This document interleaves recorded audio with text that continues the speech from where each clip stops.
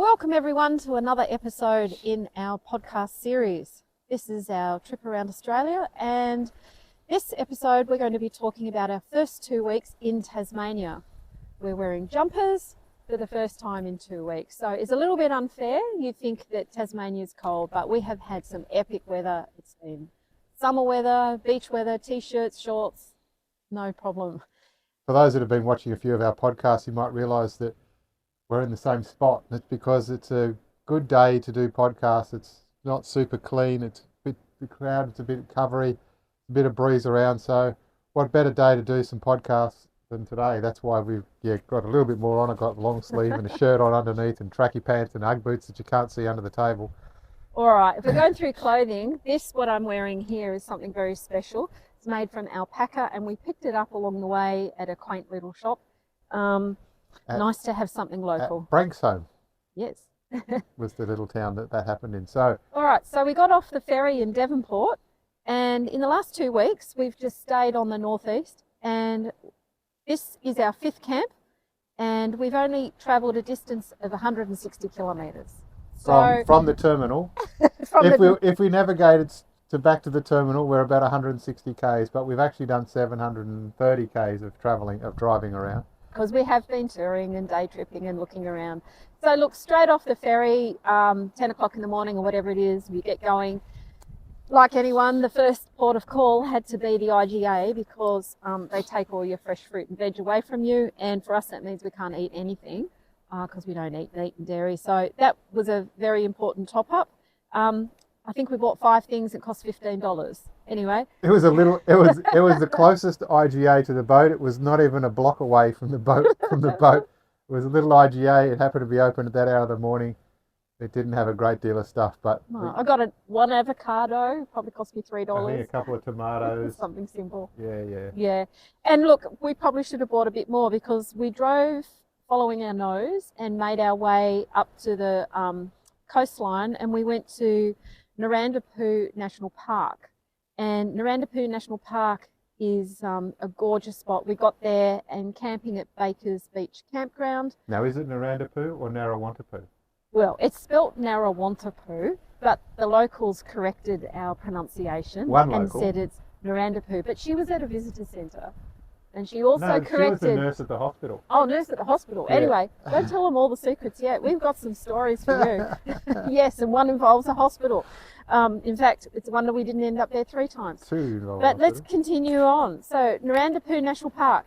Tons and tons of wildlife, lots of Bennett's wallabies, lots of bird life, and a couple of nice hikes. We went up to the Archer's Knob. Beautiful scenery from the top up there. That track log's published now as well, so if you're interested in having a look at that, Archer's Knob, if you search that up in the track log system, you should be able to find that. From there, we then came back down and moseyed our way around. There's a track across to Greens Beach, Yorktown, and we did that. That's just a dirt road, but that's a good shortcut rather than coming back down the highway. So Yorktown, Greens Beach, Kelso, Clarence River, and we found our next free camp at Gardens Island, which is on the Tasman Sea at the beginning of the entrance into the Tamar River. And wow, what an epic sunrise view. Have a look at the photos on social media. I've got purple sky looking across to Georgetown. Really, really pretty little free camp. Could have stayed there longer, but we're already beginning to realise everywhere you go in Tasmania is just so beautiful. You don't have to travel very far. I think, what was our distance that day? It was like we haven't done over 100 kilometres in a day, and we're busying our day with seeing beautiful things. After our camp at Gardens Island, we awoke and David gave me the sorry tale that he was in a lot of pain.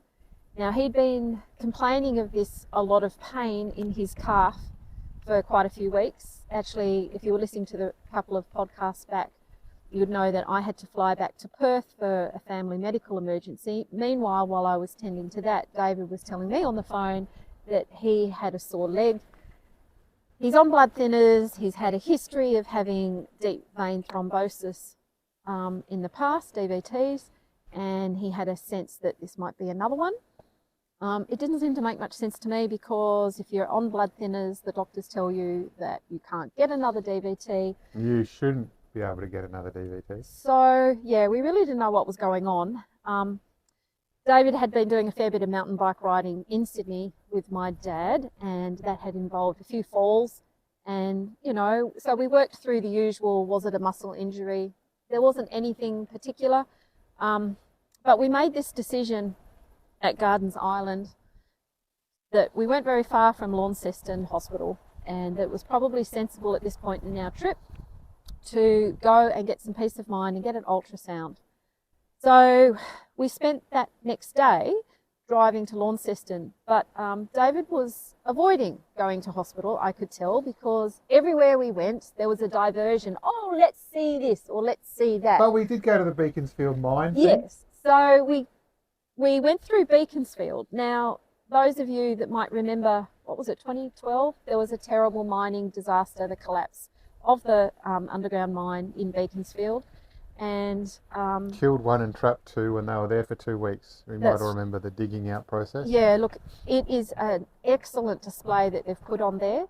There's no longer any mining in the town, so it was very interesting to see how the town has survived and lived through that incident. What we didn't know was that they did actually continue mining after the guys got taken back out for quite a few more years. I think a couple of years.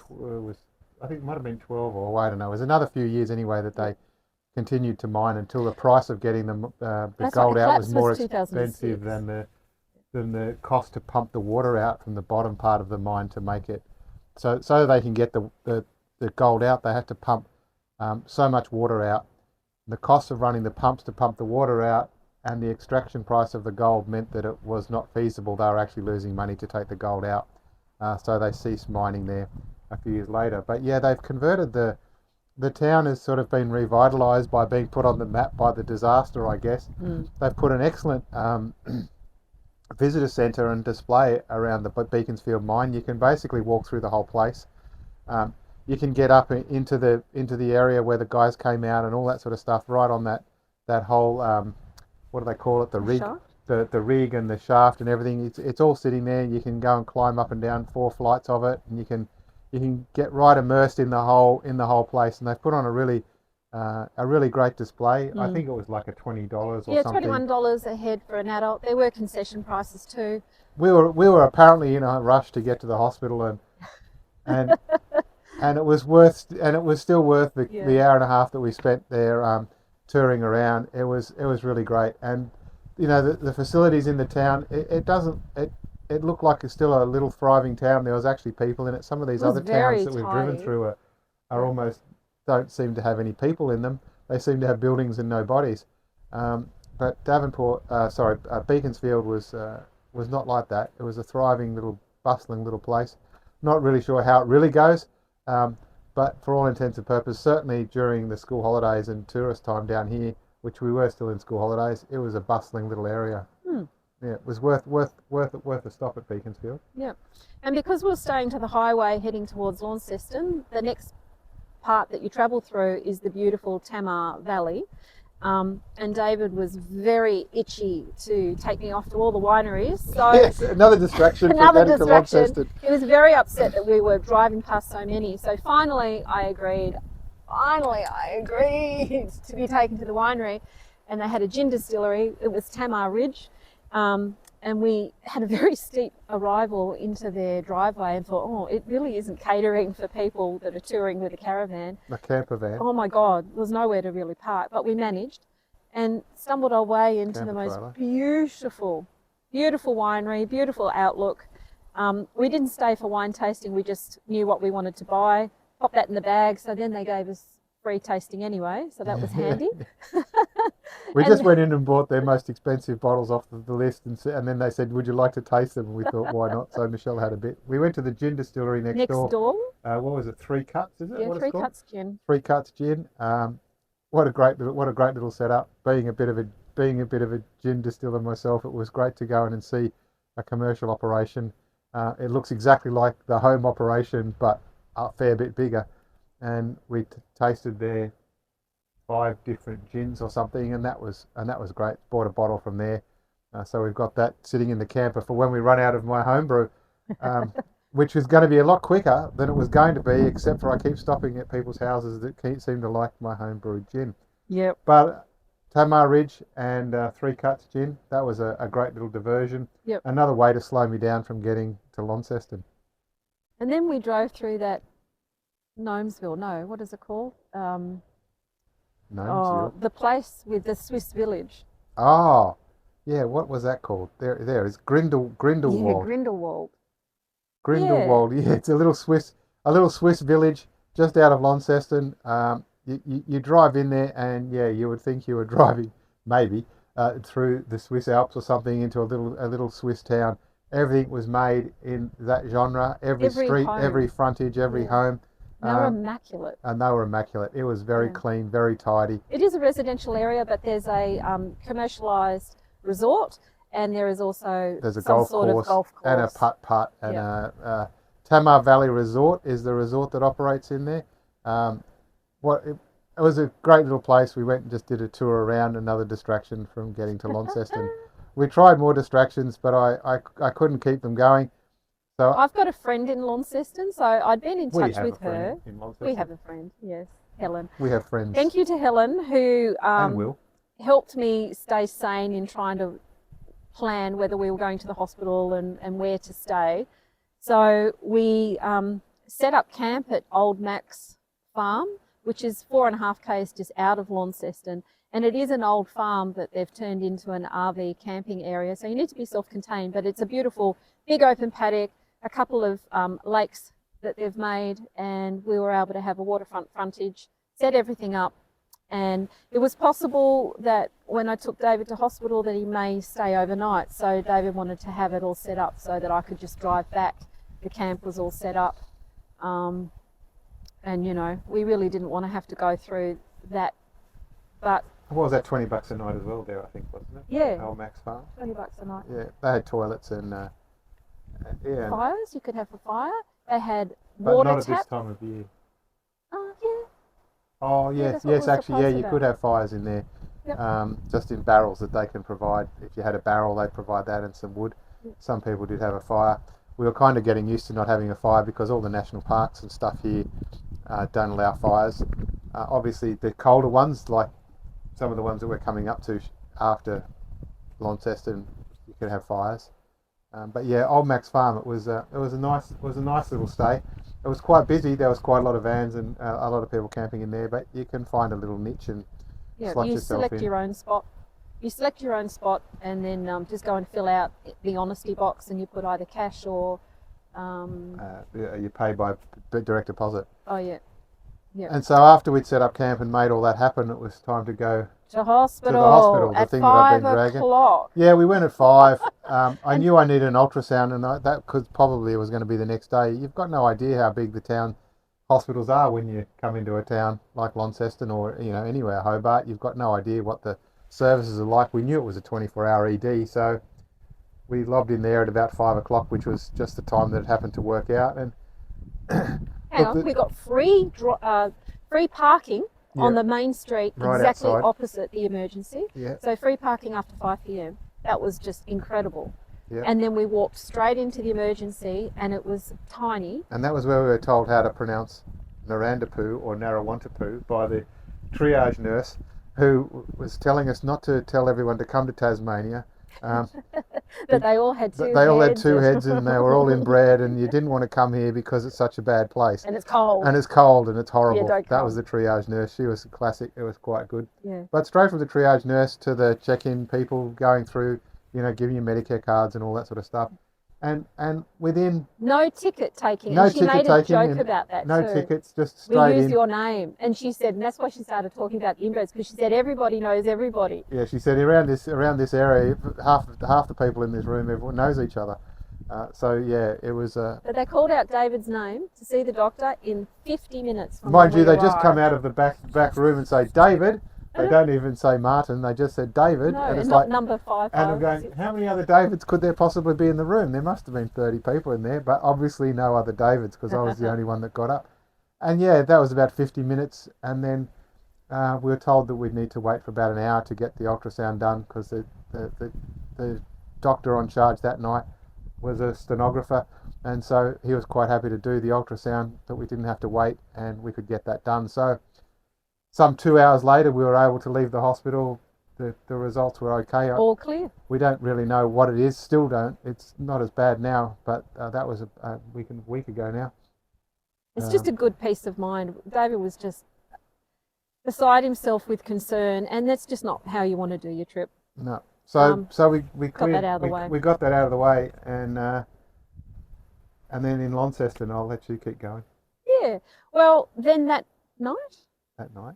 No, so that night we've come Back back. to Old Mac's mum. The following morning, You wanted to get your hair cut. I decided, well, we're in a main town. It's time to get my hair cut. I've just been so busy, what with flying back to Perth and dealing with my son in hospital and all that. I just had no time to look after myself. No self-care was going on.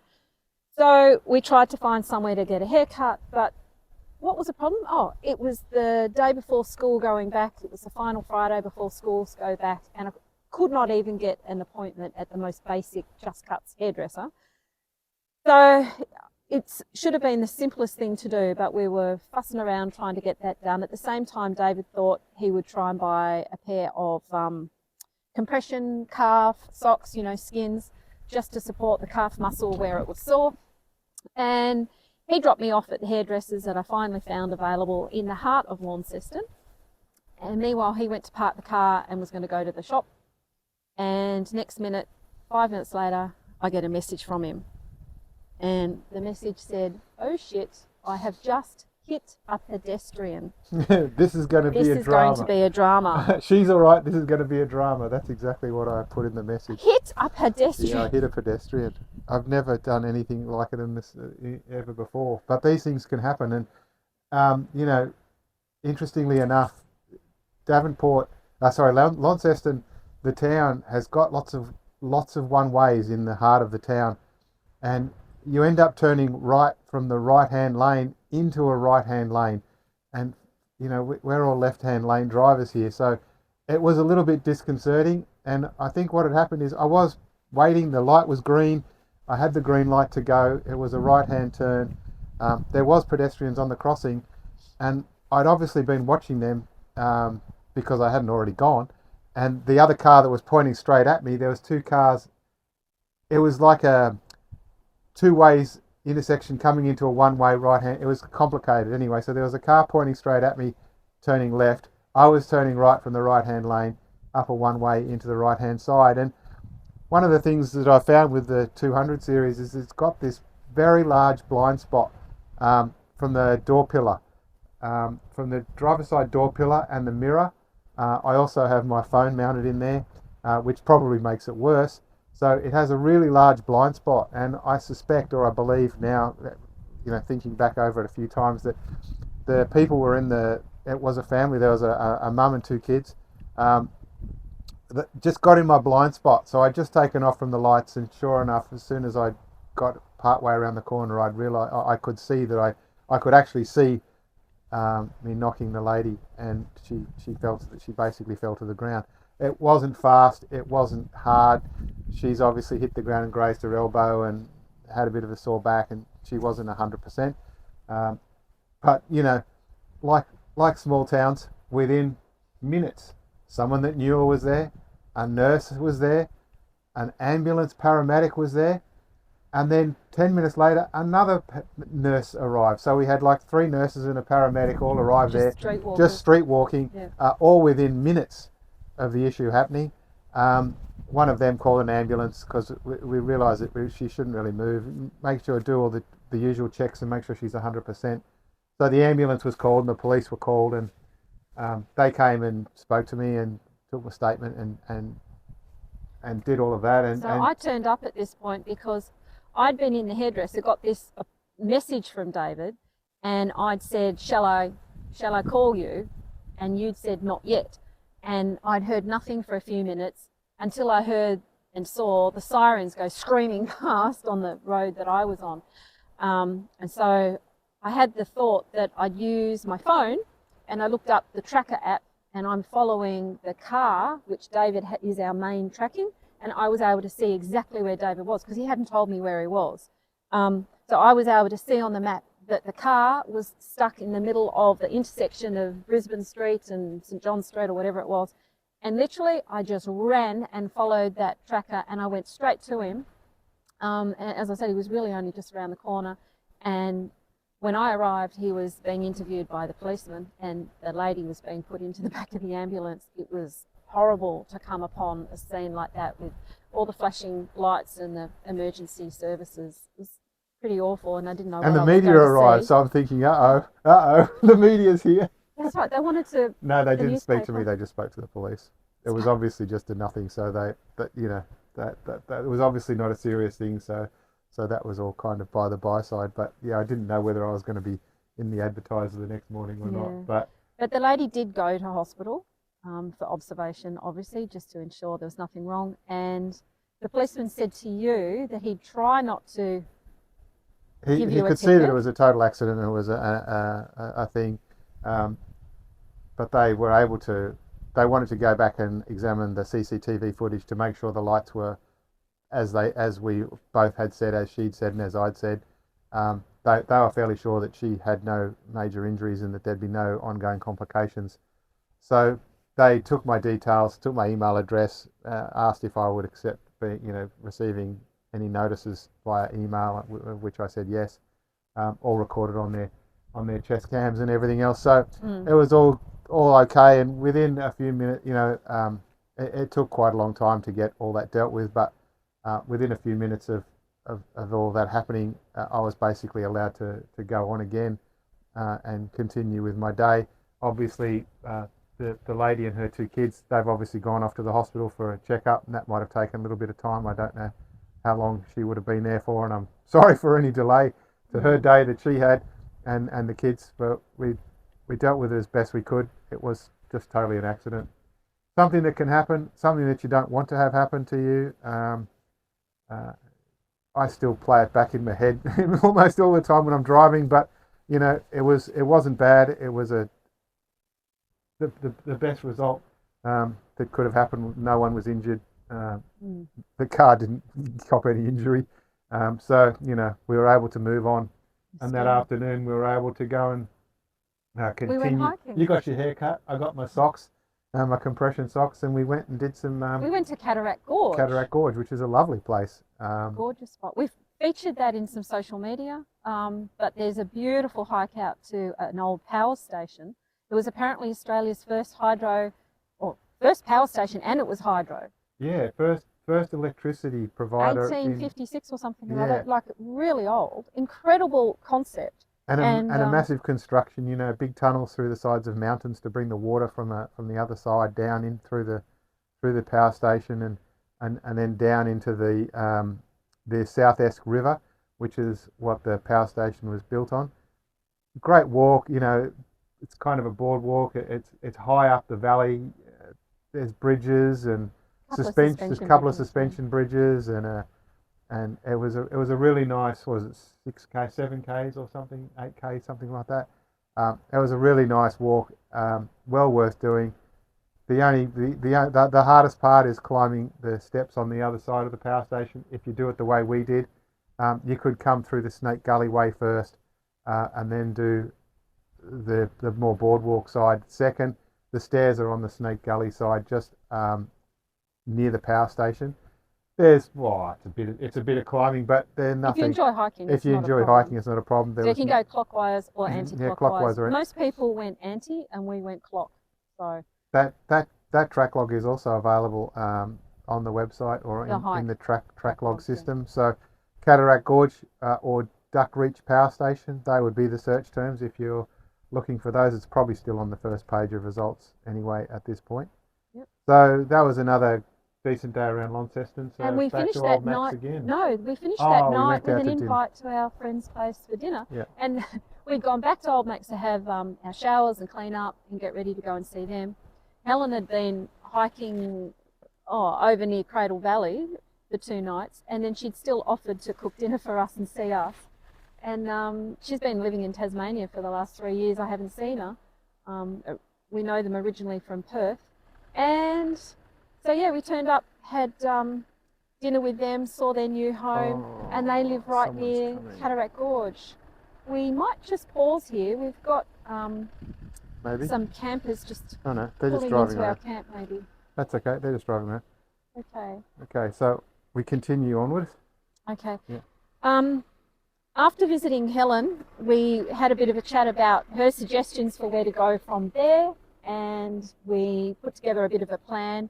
So we realised that Ben Lomond National Park, which is where the ski fields in Tasmania are, was not far out of Launceston, so that's where we went to start our day. And oh my God, Ben Lomond is just fantastic, but freezing, even Yeah, it was on a cold. warm day in the middle of summer. Oh, it was cold. It was blowing a gale. It was cold. You definitely don't want to tow anything up the switchbacks of Jacob's Ladder. So at the bottom, you could possibly leave it at the base, which is the first part that you'll see when you turn in. There's a cafe and a higher place. You can continue driving a lot further up. There is a campground. We dropped our camper trailer there thinking, wow, this is a gorgeous place, we'll stay. But after experiencing a couple of hours of that biting cold wind, Yeah, we changed our mind. It's also really, really tight. We struggled to get our camper trailer in, and ours is only 4 and a bit metres long. Imagine, it would be impossible with a larger caravan. You just couldn't do it. They're really tight little bays, and there's rocks in all the wrong spots. And we tried to reverse it in, and yeah. We obviously got it in and left it there for the drive up to the top. And talking about the elevation change, when we drove into that area, we were about 400 metres, and the top of the Ben Lomond drive that we did was 1,400 metres. So a 1 kilometre climb, a 1 kilometre vertical distance is significant. I'm looking at the profile on the track log while I'm talking to you, and it was a fairly steep drive, and the switchback part. Oh, so there's a Jacob's just Ladder. near the top. There's a thing called Jacob's Ladder, and it's a set of switchbacks for the car, and you think you probably like driving through the hills in France and stuff, yeah. and Switzerland. A nice little switchback. It was a bit of fun. There's nice lookout at the top, so you can watch all the cars coming up and down. And as we were going through there was a guy on his e-mountain bike that started from the bottom and was going to do the whole journey up with his e-bike from the base where we had a chat to him. He was from WA, and he has an ultimate camper trailer. And he has an ultimate camper trailer. And while we were doing the videoing of the switchbacks and all of that sort of stuff for our footage, he comes riding past and with his e-bike. So you would do it with an e-bike. You wouldn't do it without an e-bike. Oh. Unless it's a 17k. Yeah, and it's uphill. dirt, and it's a dirt off-road, gravel, so it wasn't a gravel road. So it's not like it's tar or anything fancy like you might have in Switzerland and France. It's gravel and dirt. But yeah, it was a great place, and we went up to the ski fields and we had a look around at the snow machines and all that. It was all very closed. There was a very new visitors shelter that's called tourist shelter or visitors shelter or something.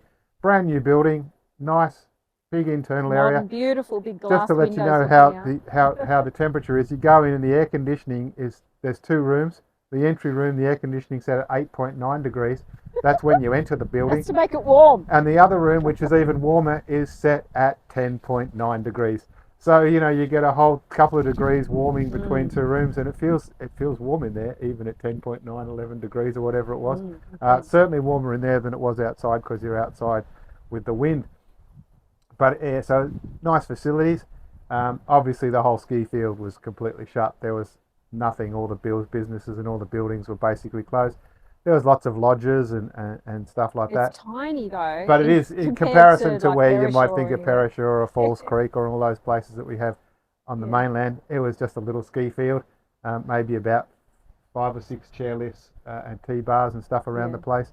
But they weren't steep slopes or anything either. No. They looked pretty easy. And there was a walk to the top, but it was too cold. We couldn't be stuffed. It was just too cold. So we basically drove back down the hill, picked up the camper trailer on the way back down, got down to around about the 200, what was it? We got down to around about 400 metres and had a lunch, where it was warmer again and we could find a bit of sun that wasn't in the biting cold. We had our lunch then and we continued on our journey. But and this is where we made the decision that we would head towards Derby. So Derby's been on the horizon for us And it's one of the reasons we've got our mountain bikes with us, because it is a world-renowned mountain biking area. And we didn't really know much about it, so we really wanted to go and spend a bit of time there.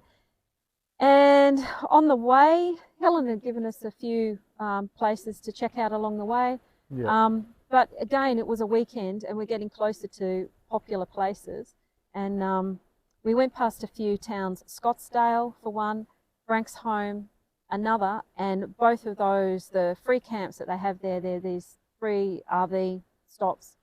They're okay, they've got all the facilities all set up, but they were literally jammed packed.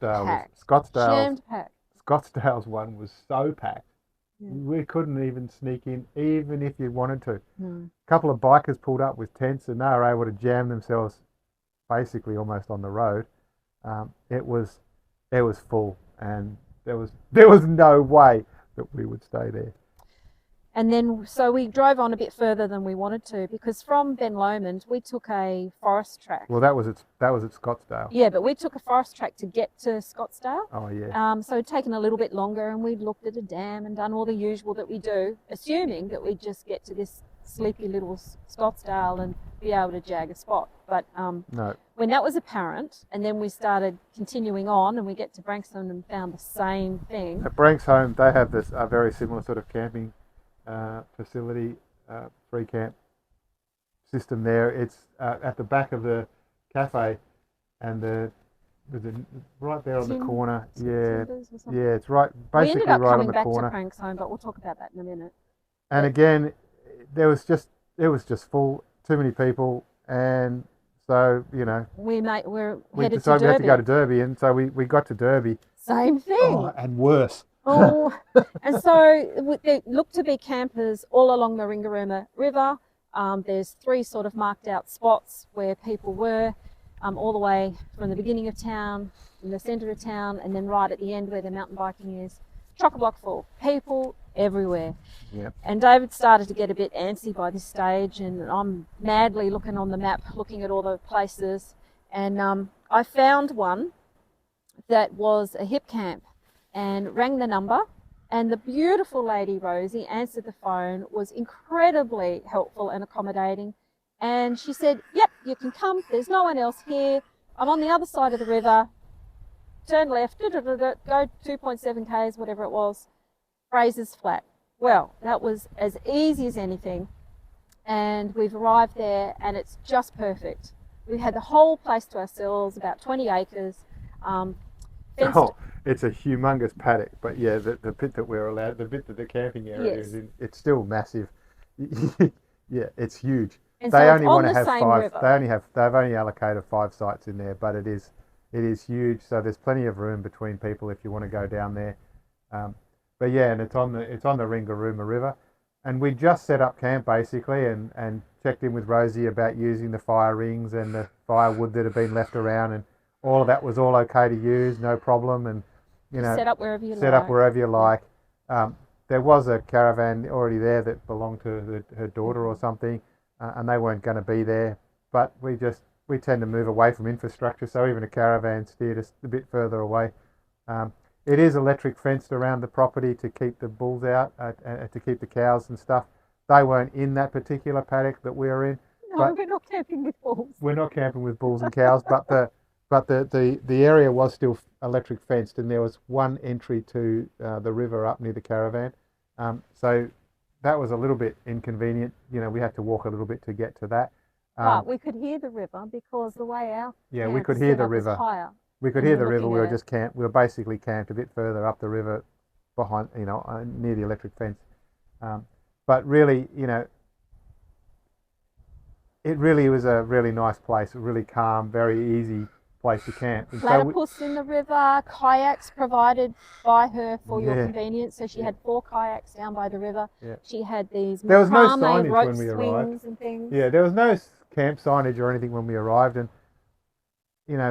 that seemed a little bit strange. But when Rosie came down and met us, we just got the fire started, and we were just sort of getting ourselves organised. And Rosie came down and brings a big tub of blueberries that she'd picked off her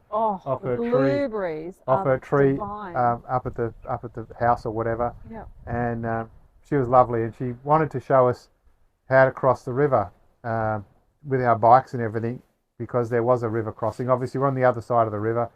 It's going to be several k's if we had to drive back around the road. So to get back to Derby for the mountain biking. So she wanted to show us how to get through. So, as I say, we just set the fire and we just got ourselves all organised, and Rosie came and asked us to go and have a look around and see. And she wanted to show, come with me. She wanted to show us the way through and so we went walking down the path, down the paddock to another electric fence. Take that one down, another electric fence, and take that one down, and then there was the river crossing. It was about 200 metres from camp, or 250 metres from camp, where the river crossing was. So she showed us that and showed us where we could see the platypus and all that. And then as we were making our way back to the camp, we could see more smoke than we'd expected. And a very loud crackle. And lots of crackling noises. And so we kind of had immediately realised that we'd set fire to the joint. We all started running. The fire barrel that we had used hadn't been used before. It still had some oil remnants in it. And we'd lit the fire in it. I was a bit conscious of setting that fire and then Rosie dragging us away. We were both a bit conscious of it. We realised it was against our better judgment, but we were kind of being steered by the property owner to come and have a look. We didn't know how far we were going to go. And we had no idea how we were going to go. So it was all a series of misfortunate circumstances to add to the hospital, to add to the hitting the pedestrian. We've now set fire to the property. Well, and we had the fire when I basically heard it as we closed the last electric fence, and I'd started running at that point to get back just to survey the situation. And whilst it looked fairly bad, I knew it was fairly controllable relatively quickly. The girls jumped into action. Was not happy to see red flames fire under the camper trailer. There was fire under the camper trailer. Flames under the rear of the four-wheel drive. Yeah. So the back of the car, it was diesel. They're not going to go anywhere. I know, but it's still scary. So there was a bit of fire under the car and a bit of fire under the camper trailer. It had gone basically through. It was around the wheels and the tyres and all that sort of stuff. So we patted that out and put those bits and pieces out. Luckily, even the back of the stairs, the wrap on the back didn't get singed or anything, but the fire had gone past it. Michelle grabbed the fire extinguisher out from the camper trailer because behind the electric fence was very tall grass. It was like a wheat crop or something. It was very tall, and that was where the crackling was coming. It was as tall as me. And it was very dry, and that was the bit that was burning. It was behind the electric fence. So we jumped through the electric fence, and basically I squirted it with a 1 kilo dry fire extinguisher, and that put 90% of it out. I was able just to stump out the last few bits, and so we were able to get the fire out and under control. But wow, it didn't take long. It was a couple of minutes. And luckily we hadn't crossed the river or spent more time with Rosie down the creek. Wow. Like we were going to. It was seconds away from that long, tall grass going up into the trees, and that just once it got further into long, it was fairly wet, so it wasn't racing away at a really fast rate. But yeah, the potential was there. We were just really lucky to catch it in time. So, we'd had a lot of bad luck. we just about done our dash of luck because, pedestrian fire, it just hadn't, and then Michelle having to go to Sydney, it had been such a very bad run. It wasn't a really good start. So we just sat down after that and realised we had to move camp. It stank. It was awful. Yeah, we had to pick, we'd all set up and we'd had everything and we were in exactly the spot we wanted, and we had to move because we just couldn't stay there. So yeah, it was like 7 o'clock at night. It was getting dark. We had to move our gear. We had a big day. We've done all that Ben Lomond. We've done all that driving, trying to find a camp, found the perfect camp, and then this happened. Yeah, we set fire to it and had to move. Exhausting. So we only moved about 20 metres up the road, up the paddock, but we set camp again, and that was it. We've ended up staying there for 4 nights. We ended up staying there for 4 nights. Yep. Obviously, going into Derby with the mountain bikes the next day. Spectacular. All you can say about the mountain biking in Derby is spectacular. It is not easy by any stretch of the imagination. We're not young as we used to be.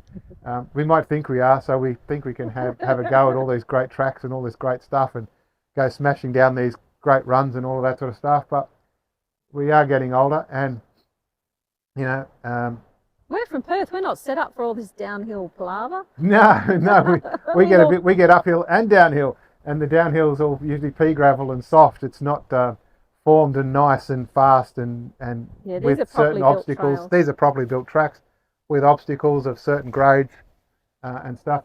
And on the first day, we just basically potted around and did a few green climbs and a few green downhills just to get back into it. It had been a long time since we've done much, and that was a great day. And we went and had a beer at the local tavern in town, and then we rode our way back and crossed the river to get back to camp and had a great camp. The next day we went and did a few bit of driving around, I think, didn't we? Yeah, we went to Mount Paris Dam. Oh yeah, Mount Paris Dam.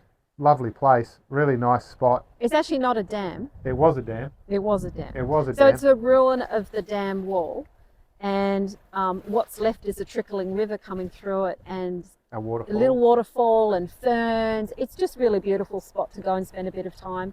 And yeah, It's up in the bush. And around there we were then able to take a backtrack, did a big loop around the back of Derby. So from Paris Dam Road, you then drive through up to one of the trailheads that is a high point on the mountain biking trail called Atlas. So we had a look at that. And then eventually you come to a town called, what is it, Wilbra. Wilbra. And that also is a point on one of the mountain biking tours. If you want to do the Blue Tier, it comes down from Blue Tier to Wilbra. So we had a look at Wilbra. There's lovely camping out the back there, and it's got a historic hotel as well. Just a quaint little town. Everything here is just quaint little towns. Yeah, No, no shops. and it's all such old school. You know, the buildings and everything are so you know, historically aged. Yeah, very quaint. There's not that much new stuff. Very scenic. It's Wilbra just easy was to a great travel little in. thing. Yeah. And then from Wilbra, it's just farming country, following the main road back around the loop, coming back into Derby and back to our camp at Fraser's Flats, Rosie's property, her hip camp. And I think that night we then had the first visitors arrive. No, we didn't. That was when she set up. Okay, no, we came back that day and her husband was there with the bobcat. That's right. And Rosie and her husband. They came back with the low loader bobcat and trailer and big scoots full of sand and dirt and clay and stuff. And they were there to peg out the sites and to set up the fire pits. There was this decision the fire made, rings yeah, in a proper way rather than just having the fire rings because sitting you on might the be grass. wondering, why did we set fire to the grass? Why would we put a fire ring on the grass? It wasn't really grass. It had all been freshly mown, and it was quite dry and very short. There was like no long grass. There was in no the grass. area. It had been slashed, and it was basically just dirt. But it had enough dead grass on it to make that fire just move away.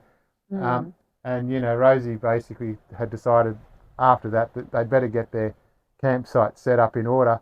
And it was then that we found out that she'd only actually had the idea to do the campsite 2 weeks ago, and we were like very early on, very first customers. And so she came down the next day and handed over 5 campsite signs to me and said, "Can you go and lay out my campsites for me?" And which we helped. We walked around with her and tried to lay it out. She pretty much knew where she wanted to go anyway, because she'd seen how previous groups had camped in the place, which again is different probably to how we camp. Well, we go the furthest one out. If you go to the Fraser's Flats and you're camping, campsite 5, that's where we were, and you'll see that we're a little bit further away than the 1, 2, 3, and 4 sites. That's just how we roll. But we help Rosie work out where the fire rings and the fire pit should go, and the husband's there with the low loader bobcat making trips back up to the dirt pile to bring back more dirt to create little mounds for the fire rings to go on. And so basically that night they pegged out the campsites and the locations, and that was because the next day they had another set of travellers coming to stay that had a booking on the hip camp system. So that was great, a little bit of fun setting up, helping them set up their campsites. But what was interesting about that is, like, when we're talking about the layout of the camp, we had sort of knowing she was going to ask us for some advice about where to set up the camps. And so David had been walking around the property and he had a bit of a think about move this fence here and pull that back there and create a dedicated area for camping. So when she came down and asked our help, the first questions we asked her was, you know, what is this place like at different times of year? And that's when we were hit with the reality of the whole place floods. The entire camp area. The river floods. The entire all camp the way area back where up. we're camping is about, it was 8 about, metres underwater, was she would about say. 6 or 7 metres underwater. In one flood event that happens once a year. Yeah. Once to twice Only a in year, winter. they have a flood event. They know when it's coming because it's when so many inches of rain falls at a certain spot. They know that the river's going to be full, and it gets eight or so metres over the campground. So in terms of moving the fences or slashing the grass to let people, so that grass that we set fire to, instead of slashing that to give you access to the river, they want that grass to stay and bind as much as possible to hold the banks together when the floods come. Yeah. So they aren't really keen to chop all that down, and so learning how that works, you know, how the flood comes and how that's going to impact on things, made me realise that, you know, my grand plans and my great thoughts about how you could make a world-class camping area here were all squashed because it wasn't going to work all year. No, they knew what they were doing. I mean, they've been living there for 35 years. It's a dairy cattle farm. So she knew all that and she knew her land. She just hadn't really thought about all the logistics of the camping and hadn't got that fully set up. So, it was an accident. A great place to go and camp. And Rosie, lovely person. Thank you, Rosie, for putting up with us.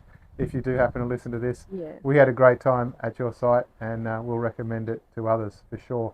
We also went, so that same night when the people were going to come, the night after we'd set up the camps, we went and did another day of mountain biking. And we went and did the shuttle services where you take the little shuttle buses and buggies and things from the bottom of the hill. They drive you up to the top of the hill, and then you can basically do downhill mountain biking courses based on your level of skill.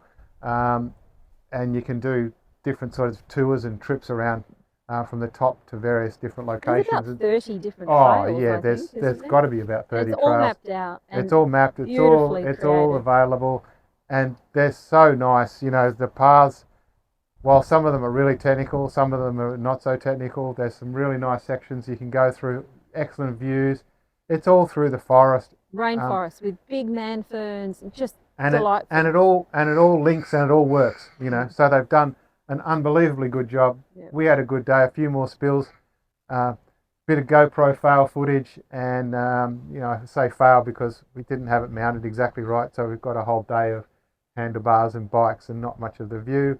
But you know, what a spectacular place. If you're into mountain biking and you don't know about Derby, you should.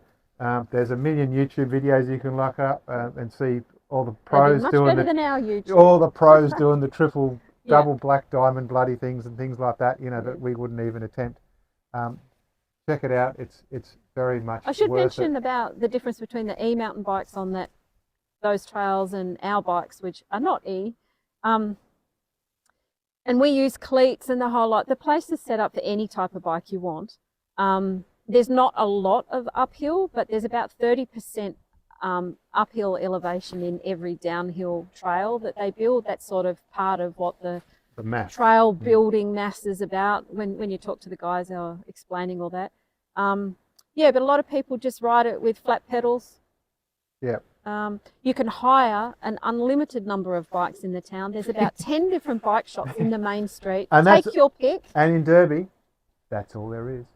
There's 2 pubs. There's a pub bottle shop, a hotel cafe, a pit stop cafe, a distillery. It sounds like there's a lot, but you can't actually buy any groceries, and you've got very limited access to medical supplies or medical. There's none of that.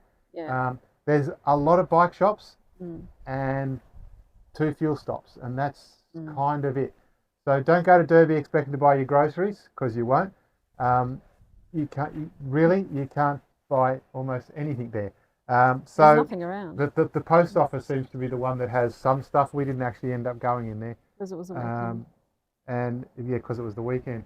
So it's not the place to go shopping. It's the place to go mountain biking. But it's only about an hour and a bit out of Launceston, so it is very busy on weekends, and all the locals come. So Yeah. really friendly people. Honestly, have an awesome time there. But yeah, if you're travelling, try and avoid the weekend. Yep. So we did our next day of mountain biking there and had a terrific time. And after that, we went back to the camp that night. And the people that were actually in the campsite that had come into the HIP camp were ExplorOz Traveller app users, and they loved the app, and they were really happy and pleased to see us. And David and Ruth. yeah, and decided that they'd make a fire and invited us over to their fire, and we had a. So we definitely went to their fire and didn't. We went to their fire, so we didn't burn the place down with our fire. Didn't touch ourselves. No, and they had a huge fire. They had a huge fire because they had it in the biggest truck tire rim I think truck or tractor rim that was on the property, and so that was great. Yeah. And then after that, we basically left there and thought, oh, we'll just duck back into Branksome to pick up a few supplies because we couldn't get anything in Derby, not knowing what we were going to go through for the next day. And then we decided that we'd head up through Gladstone and up towards where we currently are at Stumpy's Bay in Mount William National Park. And the weather has been mint. The weather's been mint. So we spent 4 nights at Rosie's. We spent 2 nights at Narrawantapoo. And we spent 2 or 3 nights at Old Max. Yep. So we've done 5 camps in 2 weeks. Yeah, well, we're here at... And we've travelled 160 kilometres according to a navigator from point to point. Yep, but 780 and we're meant to have k's 6 or something. weeks to do the whole of Tassie. Yeah, we're staying longer. it doesn't look like we're going to be leaving when we might have first thought, provided that we can get out of the place. But so anyway, we go through Gladstone. On our way up here, we were a bit supplies short. We'd run out of bread and stuff. So we were trying to work out what we're going to do. We'd run out of grog as well, and you can't run out of wine. That's disaster. The thing that's a real disaster is we've actually run out of coffee, and we're on decaf, and we've got 8 coffee pods left. We've got 2 coffee machines. We've got all the coffee machines in the world, but we've only got 8 pods of decaf until we get somewhere. So because none of these places sell pods, they don't sell. We may have to move soon. They only have Nescafe type of thing. So we went to Gladstone on our way through and picked up a few supplies. They've got a good bottle shop there. It's small, but it's good. It's got a good supply. They had a small grocery shop at the service station where you could buy a few things that added up to $35 somehow. $5 for a head of lettuce. Yeah, whatever it costs, you just pay because you're there, and it was great. So we got all of that, and then we came over to Mount William National Park, and into the campsite that we're actually in shooting these videos. This is Stumpy's Bay Campsite 2. We're at the southern end of it, probably in the most tree-sheltered spot, and all these Tasmanian people that come here often seem to stay up the other end there, where there seems to be a little bit more sunshine.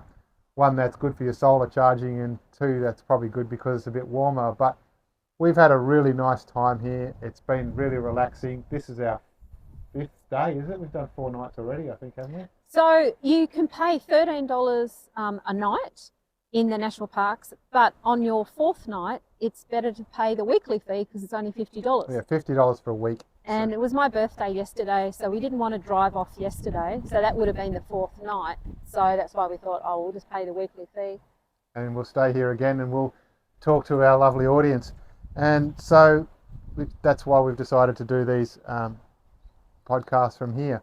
But Stumpy's Bay and Mount William National Park, we've been here for 4 days now.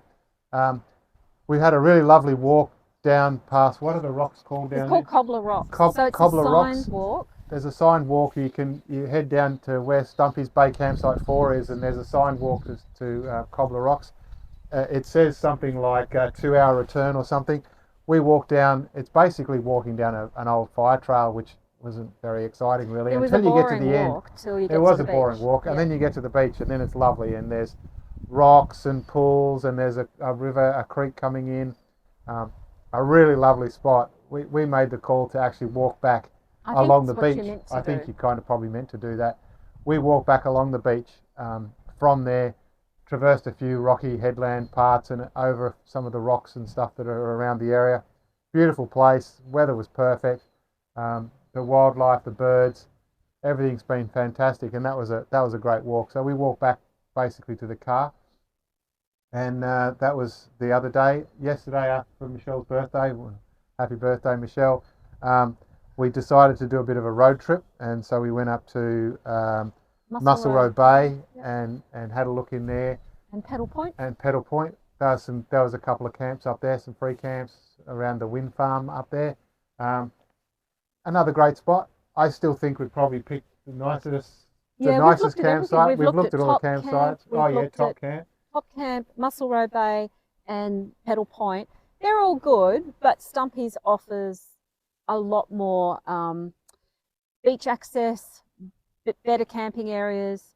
The swimming area, it's absolutely gorgeous. At Muscle Road Bay, unfortunately, there's it fringes onto some private property, and there's a lot of signage, very heavy worded signage about keep out, private property, all of this. And the most spectacular part you can't even access. So you're actually on the river, not on the beach proper, but you can walk out to the beach, except for there's a sign at the moment saying you can't walk out because it's bird nesting time of year. It's endangered bird nesting, and the whole access from the camp area to the beach would be closed because you can't walk over the flats. So you would have to drive, and there's one tiny little lookout. Gorgeous as it is, and you can go down. So just not quite as convenient as it is here at Stumpy's. We are literally, we've got a water view from our setup here. Yep. I can see the beautiful blue water and hear the waves lapping. And look, to me, that's what I'm after for a camp. I'm protected under the trees here for the evening. You can go and sit out in the sun at the beach and go for a walk. And the water is swimmable, but it is frightfully cold. Yeah. Someone reckoned it was 18 degrees, but I think it would be 16. Oh, no, it'd be 18. So we did the Muscle Road Bay and the Little Muscle Road Bay, and we also did Cape Portland. That was where Little Muscle Road Bay and Cape Portland and Pedal Point are all up on that point there.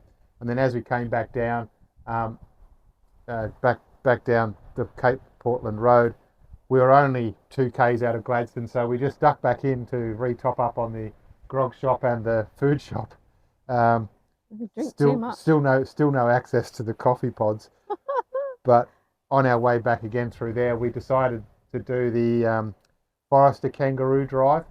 We didn't actually see a Forester Kangaroo during the Forester Kangaroo Drive, but we did go to the Mount William Walk, so the summit walk from Mount William.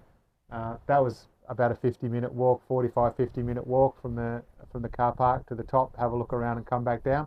That was great too. That's also published in the Tracklog system now if you're wanting to have a look at that. Oh, have I published it yet? I might not have published it yet. It'll be published by the time this podcast reaches you. And it'll be under Mount William. And then, back to the campsite and a day of podcast this morning, and we'll work out what we're going to do this afternoon. Unfortunately, it's a little bit cool this morning. It's the first day in Tasmania I've actually worn a jumper. Yeah. So we don't know where we're going to next exactly. We're going that way. We're going to go to the Bay of Fires, St Helens, all that area, but I don't know exactly how that's going to pan out, where we're going to camp, what we're going to do. We know where all the camps are. It just is a matter of what it's like when we get there. We came through here and we did camp in the Bay of Fires, St Helens area, went to Bennelong Bay 20 years ago in 2004. Yep. And already I can see how much this part of Tasmania has changed. So it's really good re-exploring and taking it really slowly. And we're really loving the place that we're going. 160 kilometres in 2 weeks. Well, no, 700 and something kilometres, but only 150, whatever distance. So also remember that the tracking system is available. You can have a look at our tracking, so you can keep up with pretty much every movement that the car makes is visible on our publicly available tracker system on the ExplorOz website. We've put links on the Facebook page so Yep. that you can easily follow the link and get to that page. So that page auto updates as new positions come in. So as we you can move, see it the moves, whole and so track you can see us moving. You can see the current speed and the exact position of and the where we vehicle. stop each night is marked. You can see It pretty does much. it automatically. You can that see system, pretty much everything, and that's part of that feature within the Traveller app. as a member. The other thing we've also done is today I've just published the last three track logs of the journey so far, which is Perth to Sydney, Sydney to Geelong, and Devonport to Stumpy's 2. So if you're interested in having a look at that data, you can have a look at it in track logs, or again, you can see the whole lot in the tracking system.